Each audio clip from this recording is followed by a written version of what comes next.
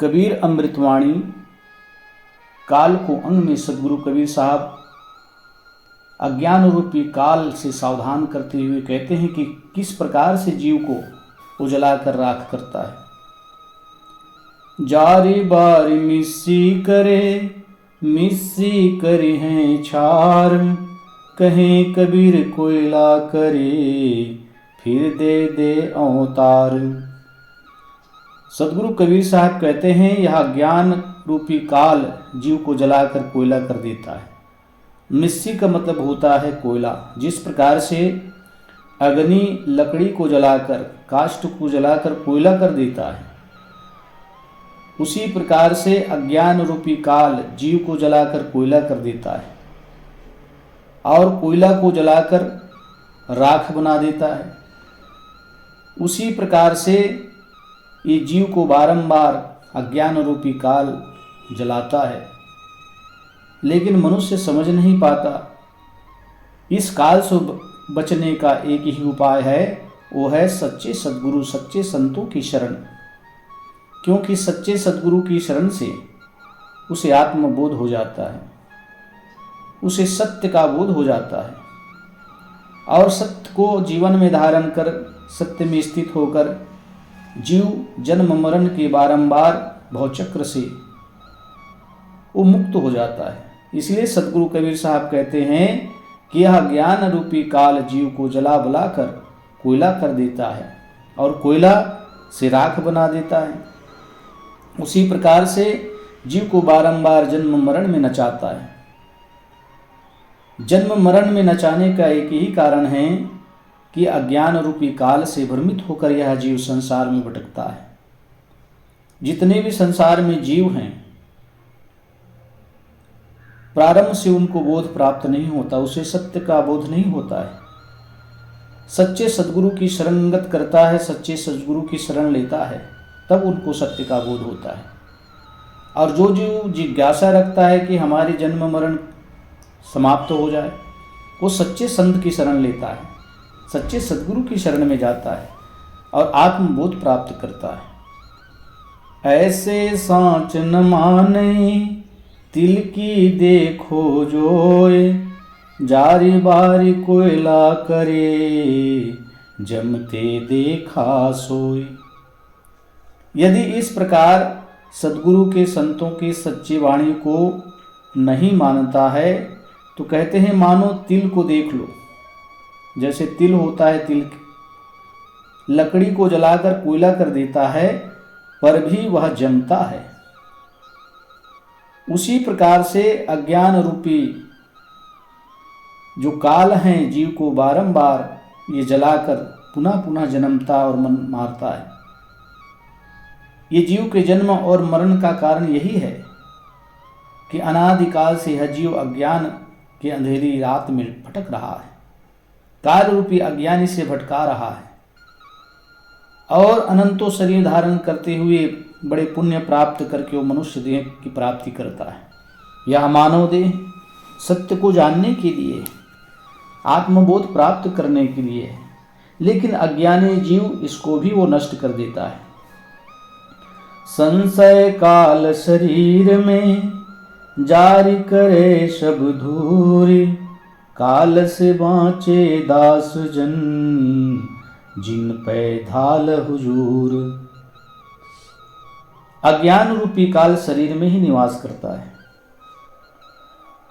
अज्ञान रूपी काल कहीं बाहर निवास नहीं करता है।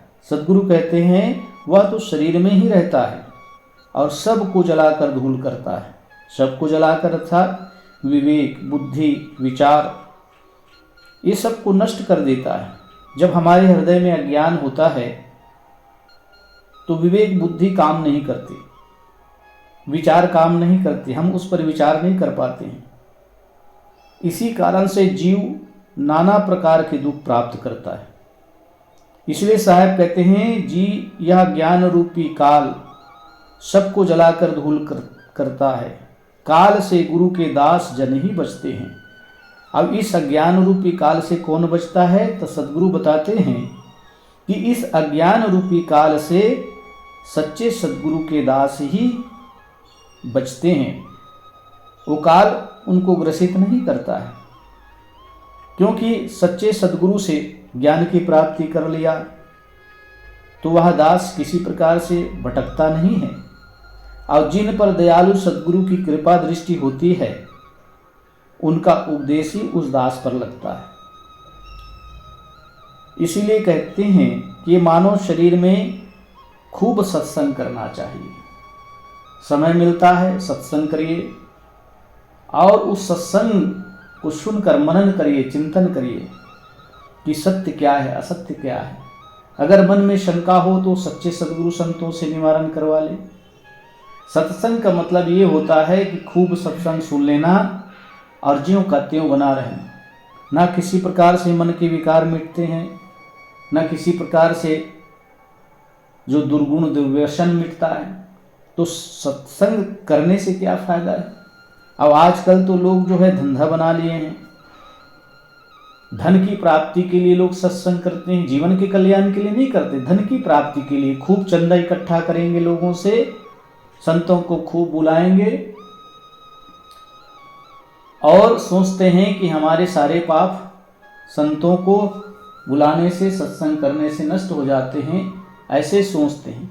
अब उस धन का खूब जो है उपयोग करते हैं अपने जीवन के लिए, परिवार के लिए। आजकल संत लोग भी खूब दान पुण्य इकट्ठा करते हैं। तो सद्गुरु कहते हैं कि सच्चे सद्गुरु के ज्ञान रूपी जो प्रकाश हैं वही जीव के अंधकार, काल रूपी अंधकार को नष्ट कर सकते हैं। इसीलिए सज्जनों, जीवन में सत्संग करिए और उस सत्संग को अपने जीवन में उतारिए, मनन करिए, चिंतन करिए, तभी हमारे जो काल रूपी संशय जो शरीर में है वो मिट सकता है। घाट जगाति धर्मराय गुरुमुख ले पहचान, छाप बिना गुरु नाम के साकट रहा निदान। घाट की चुंगी लेने वाला धर्मराय अर्थात वासना है। जैसे घाट में चुंगी लगाने वाले होते हैं, किराए लेने वाले होते हैं, उसी प्रकार से सद्गुरु कहते हैं घाट की चुंगी लेने वाला धर्मराय अर्थात वासना है। वह गुरुमुख को पहचान लेता है। जो गुरुमुखी होते हैं, जो सच्चे साधक होते हैं, उसको वह चुंगी लेने वाला वो पहचान लेता है। गुरु ज्ञान रूपी चिन्ह बिना अंत में साकट लोग यम के हाथ में पड़ जाते हैं।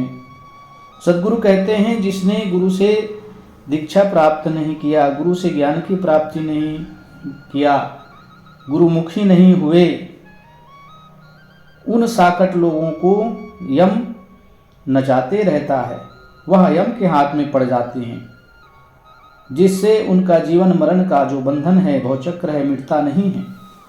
उनके जीवन में कोई प्रकाश नहीं आता, वह हमेशा बुराई से ग्रसित रहता है।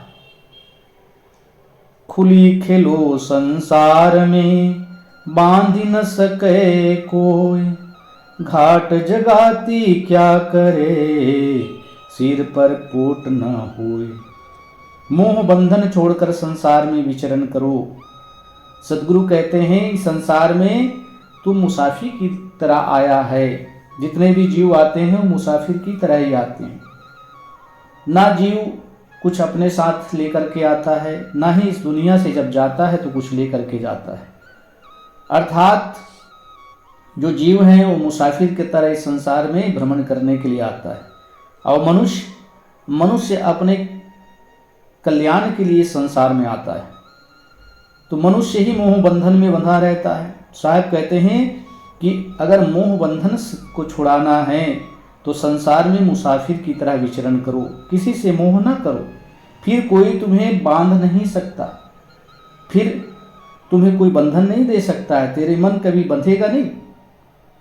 चुंगी वाला क्या करेगा जब अहंता ममता की गठरी ही सिर पर नहीं है। सद्गुरु कहते हैं वासना रूपी चुंगी क्या करेगा जब अहंता ममता की गठरी हमारे मन में नहीं है। ये अहंता ममता की गठरी ही तो जीव को भटकाता है। जन्म मरण के चक्र में यही अहंता ममता रूपी जो काल है यही तो भटकाता है। सदगुरु कहते हैं निरहंकारी निर्मोही का वासना कुछ नहीं कर सकती है। जो निरहंकारी है, निर्मोही है और इस संसार में विचरण करता है, उसे काल रूपी वासना कुछ नहीं कर सकती।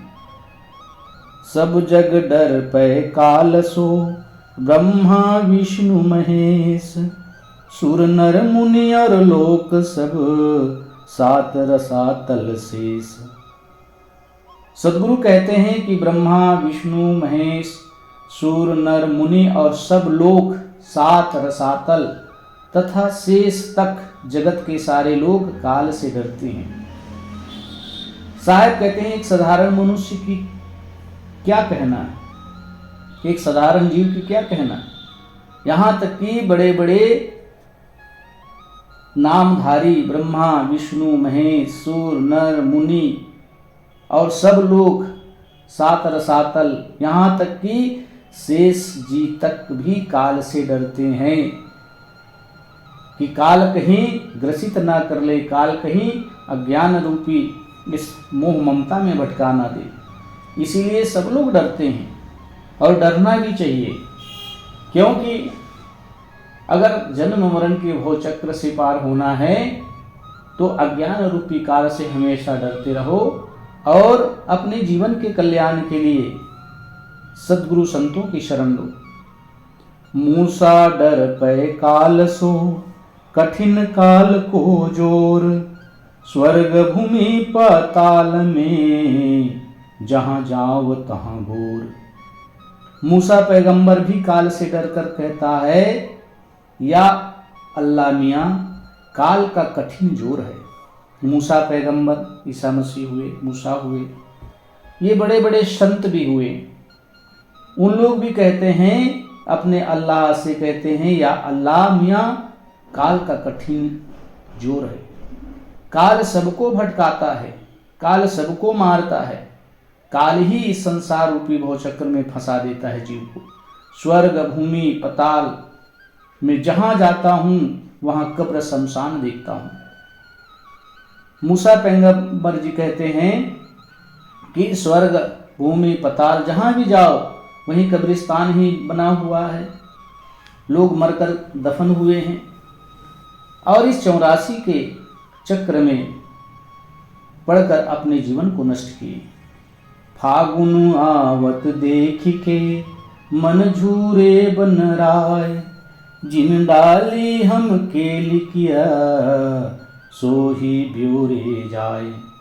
फागुन आते ही फागुन को देखकर वन राजा मन में पश्चाताप करने लगा कि जिन शाखाओं पर हमने आनंद किरणा की वही बौखलाया जाता है। अर्थात सदगुरु कहते हैं वृद्धापन आते देखकर मनुष्य अपनी जवानी का स्मरण करके दुखी होता है। साहब यहाँ फागुन मास का उदाहरण देते हुए कहते हैं फागुन मास आते ही देखकर जो हरे भरे वनराज हैं उनको पश्चाताप होता है कि अब पतझड़ आ गया, अब वीरान हो जाएगा, सारे वृक्ष के पत्ते झड़ जाएंगे, नए उसमें कोपलें उत्पन्न होगी। तो साहब कहते हैं उसी प्रकार से मनुष्य वृद्धा अवस्था आने पर उसको देखकर वृद्धा अवस्था में दुख तकलीफ बहुत ज़्यादा आते हैं। वृद्धा अवस्था ही दुखों का घर है। अब जीवन में दुख आता है वृद्धापन के कारण तो अपनी जवानी स्मरण आता है कि हमने जवानी में ऐसा ऐसा किया, ऐसा कर्म किया, ऐसा खाया, ऐसा पिया, ऐसे खेले कूदे। सद्गुरु कहते हैं कि वृद्धापन आते ही मनुष्य जवानी का स्मरण करके दुखी होता है।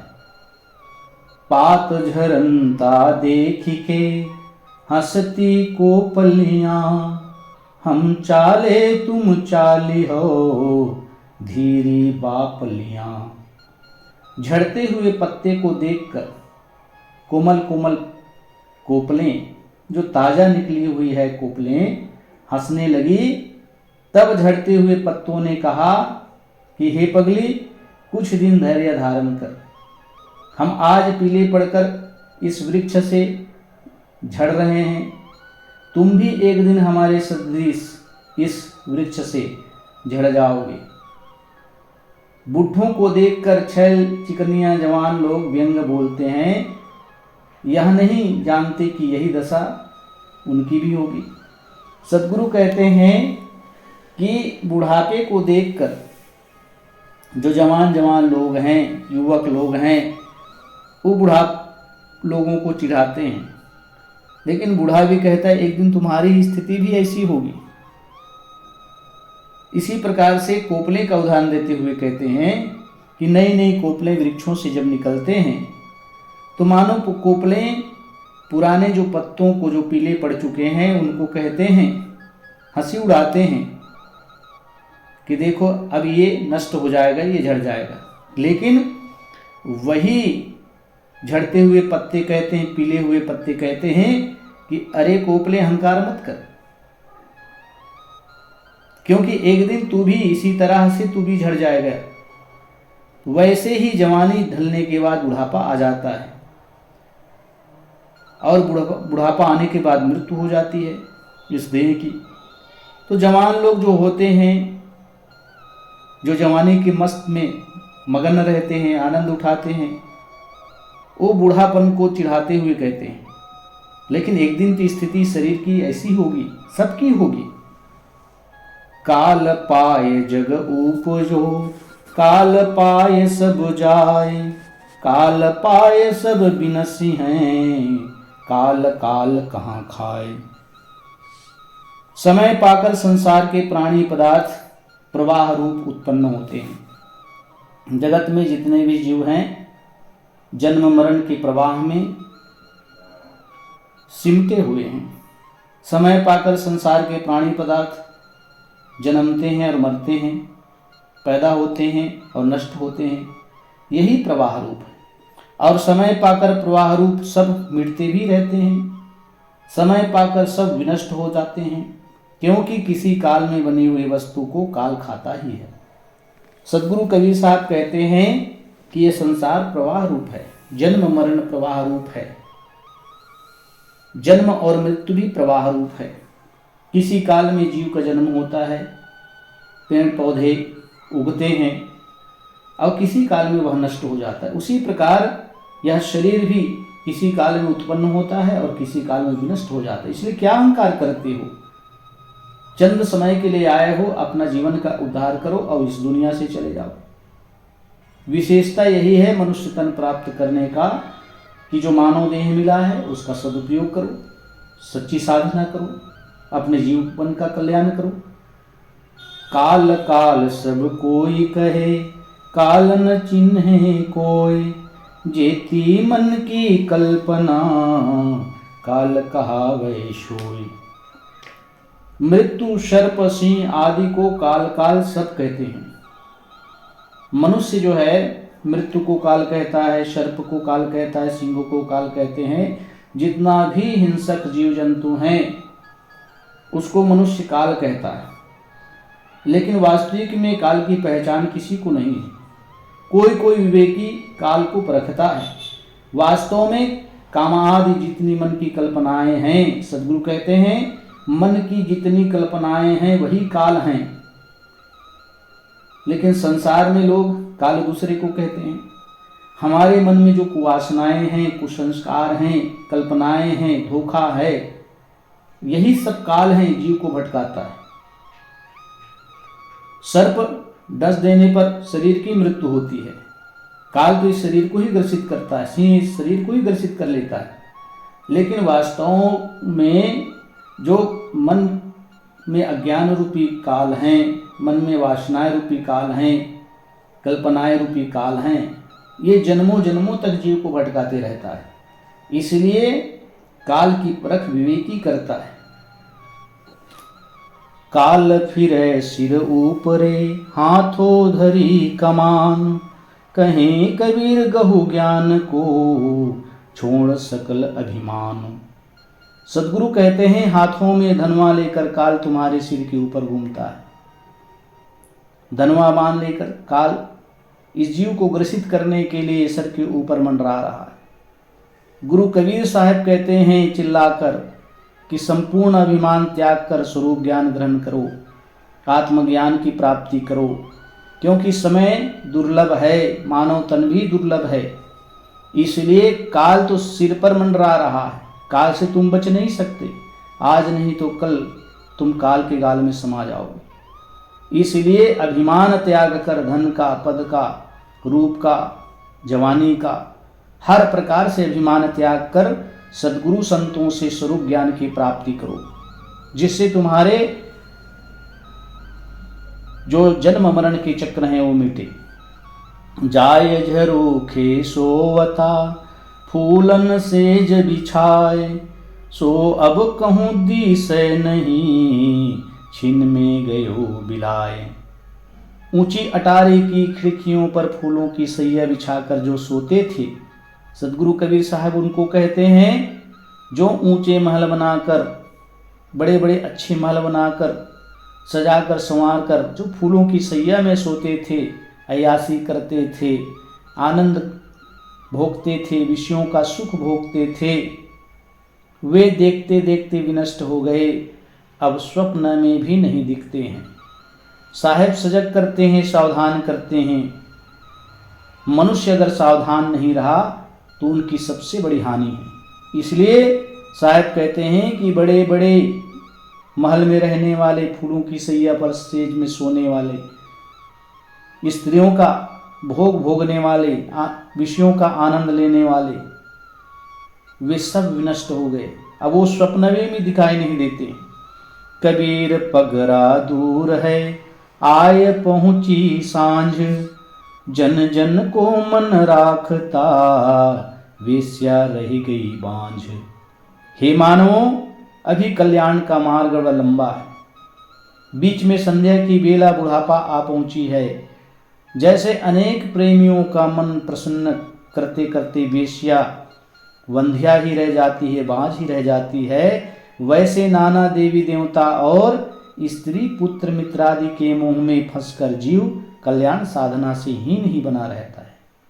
सदगुरु कहते हैं, सावधान करते हैं कि हे मानवों, कल्याण का मार्ग बड़ी लंबा है, कल्याण के रास्ते लंबे हैं, और बीच में झोला पड़ जाता है, बीच में संध्या आ जाती है। यानी संध्या यानी बुढ़ापा, युवा काल, जवानी, उसके बाद बुढ़ापा। तुम युवा काल में, तुम जवानी में ही सत्संग भजन कर लो, नहीं तो यह सुंदर मानव जीवन जो मिला है इससे तुम चूक जाओगे, कल्याण करने में चूक जाओगे। नाना प्रकार की देवी देवता और स्त्री पुत्र के मुंह में मत फंसो। फंसकर किसका कल्याण हुआ है? अब फंसकर जितने लोग कल्याण साधना से चूके हुए हैं वो 84 में गए हैं। इसलिए हे मानव, तू नाना प्रकार के संसार की मोह ममता में ना फंस और अपना कल्याण के मार्ग में चल, जिससे तुम्हारा कल्याण हो सके।